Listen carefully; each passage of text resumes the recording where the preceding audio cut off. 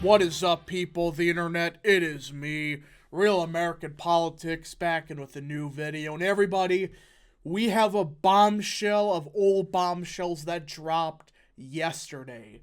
As many of you know, Speaker Kevin McCarthy gave Tucker Carlson 40,000 hours worth of footage of the January 6th protest riots, whatever you want to say.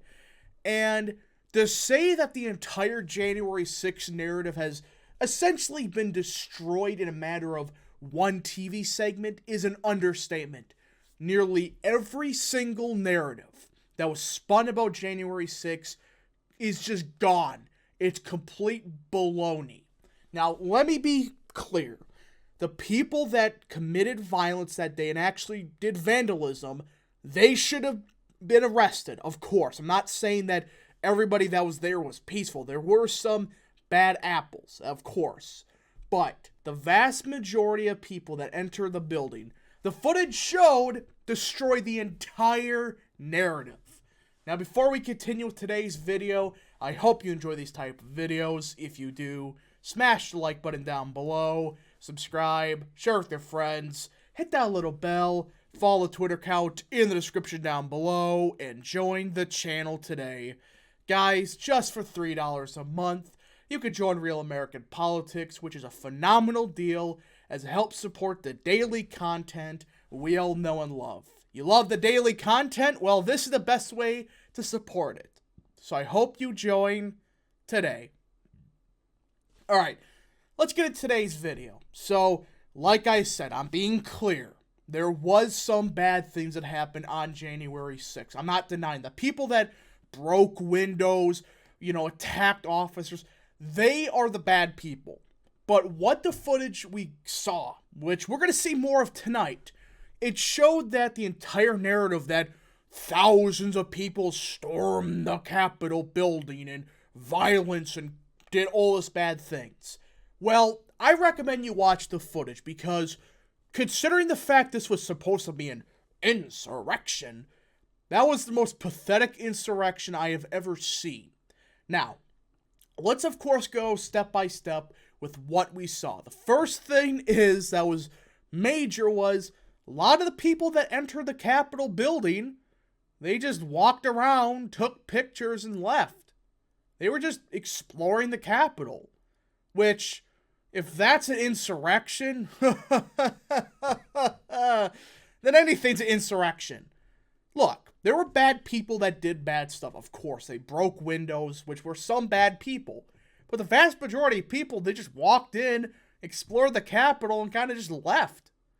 Now, to say that they should have done it, you can make an argument about it, but to say that it was an insurrection, no. And the most infamous person from this entire thing, the QAnon shaman guy, whatever the frick his name is, well, guess what? He was ushered in by the police.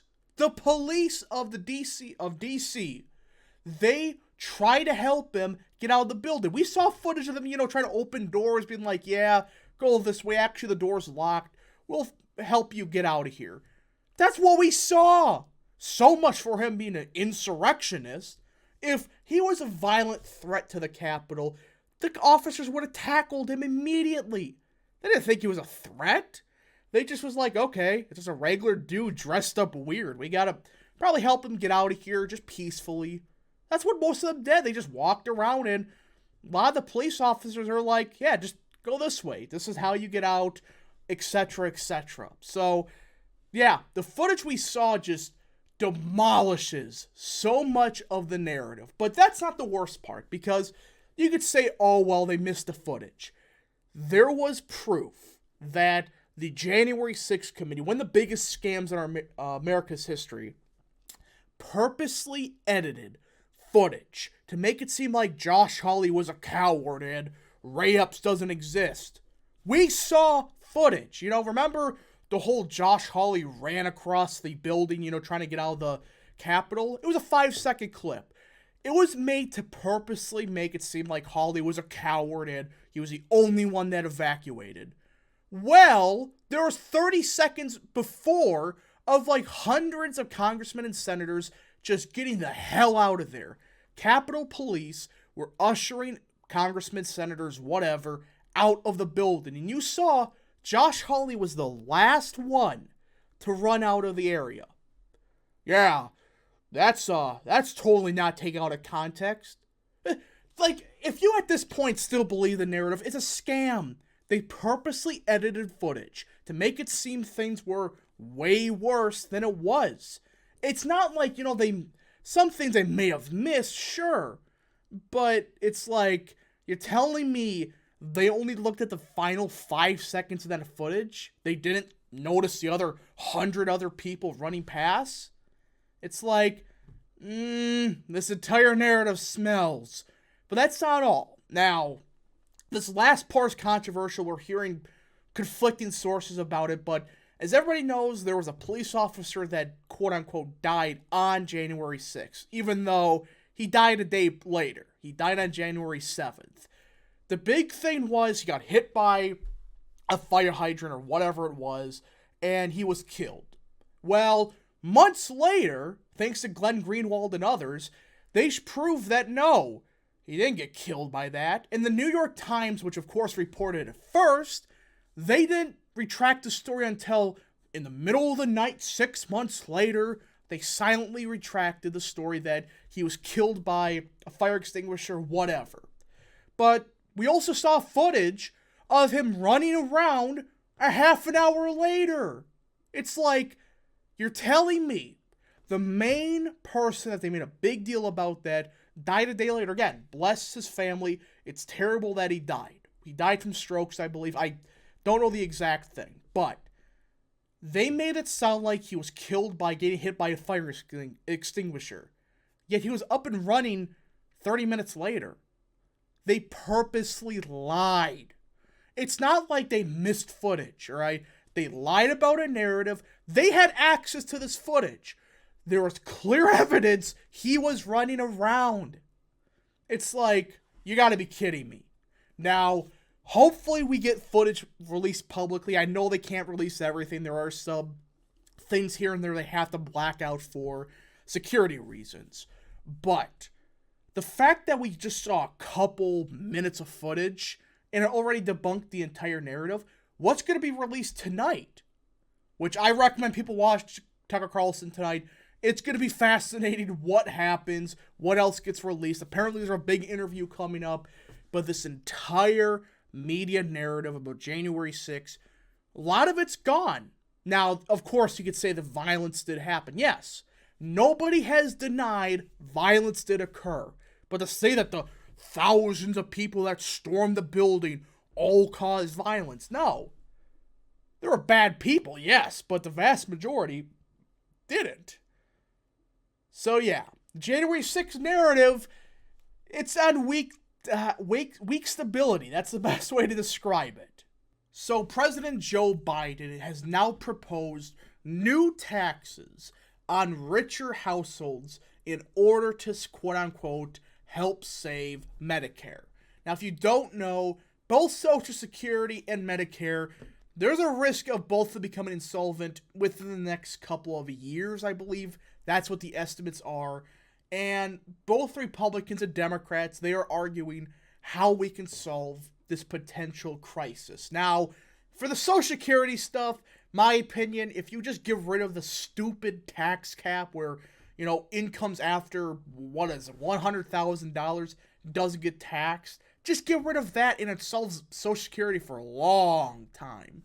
But for Medicare, it's a bit different because you do not have a cap on income, what income can be taxed with the Medicare tax. Now, Biden's proposal is incomes over $400,000 would go from a 3.8% tax to a 5% tax. So yeah, anybody below 400,000 would pay around 4%. Anybody above 500,000 would pay 5% of that above $400,000. Now, I actually could see this potentially working as a temporary solution. Now, this would raise income, I think, kind of push the issue down the road. I do somewhat agree with the idea of just ever so slightly increasing the Medicare tax for higher income households. But I still personally believe the best way to save Medicare, save Social Security as well, reform it so immigrant or illegal immigrants, people that don't pay into those programs, etc., and open it up for options. Those three things could potentially help the long-term stability of Medicare and Social Security. But that's just Biden's proposal for Medicare. I actually not opposed to it. I think maybe 4.5% would be a bit more reasonable, but we just got to see what happens. If Republicans do what they're expected to do, it could be bad, which some are saying they may jack up the age of Medicare, but I don't know if they will. There's a couple senators that will. Kevin McCarthy has flat out said, we're not doing that, which optically that's the best option for now, all right? Just say, hey, we're not going to jack up the age of Social Security and Medicare by 5 years. Just focus on reasonable reforms such as getting rid of the income cap. Rich people should not be on Social Security and Medicare, etc., etc. Common sense stuff, and I think this could be a thing that both Republicans and Democrats could come together on and just make Medicare and Social Security a bit more stable for the long term. Now, we got to discuss how we can, avoid this by increasing the birth rates. That's a whole different story, but for a short-term fix, just simple reforms, I believe, could potentially save these programs for 10, 15 years. So the final major story of the day comes out of the great state of Pennsylvania as state senator and former Republican nominee for the governorship of Pennsylvania, Doug Mastriano, is considering a run for the Senate seat in 2024. Yep, that Doug Mastriano. Now, you could say all you want about how Mastriano was a bad candidate here, and here, which I have my problems with Mastriano in 2022. But you cannot deny, he did not cost Oz to lose that seat, alright? Sure, him losing by 14 wasn't ideal, but the RGA purposely shafted this guy. I don't care what you say. He got screwed over by the RGA, who did not give him a frickin' dime, against one of the most well-funded candidates of the cycle. Now, Doug Mastriano is in the publicly expressed interest category for this Senate seat in 2024. But it's looking likely that David McCormick will also enter this election. Now, David McCormick has some serious problems. We're not going to deny this. But he is somebody that can self-finance. You don't have to worry about McConnell screwing him over. I mean, McConnell's the type of guy that would screw over somebody like McCormick because he's too MAGA. It's like McConnell's useless. But that's the advantage of candidates like McCormick. He can self-finance. Now, going up against Bob Casey ain't an easy challenge. 2018, he won by 13. 2012, he won by 9. This is a strong candidate. And there is theoretically a chance he doesn't run for re-election because he has some significant health concerns brewing. But it's looking likely it's going to be between Mastriano and former Senate candidate David McCormick. Mastriano, in my opinion, is good on the issues. His problem is he can't fundraise, and for whatever reason, nobody likes the guy in the Republican Party. I really don't know why, but he got shafted no matter what. Even if he got funding, he probably would have lost by 4 or 5. Yes, but if you lose by 4 or 5, you keep the state house, and Oz probably gets over the hump. So screwing him over because he was the Trump candidate is bizarre.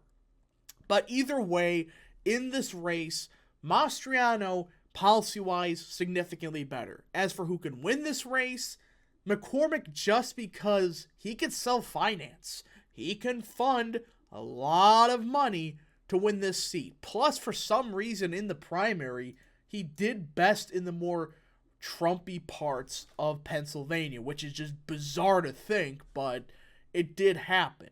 Plus, it appears much of the Pennsylvania GOP, they want McCormick. So this is going to be a fascinating primary to look at in 2024. Anyways, folks, thank you so much for watching. If you did enjoy this video, smash the like button down below, subscribe, share with your friends, hit that little bell, follow the Twitter account in the description down below, and join the channel today. Thank you so much. Godspeed to all of you.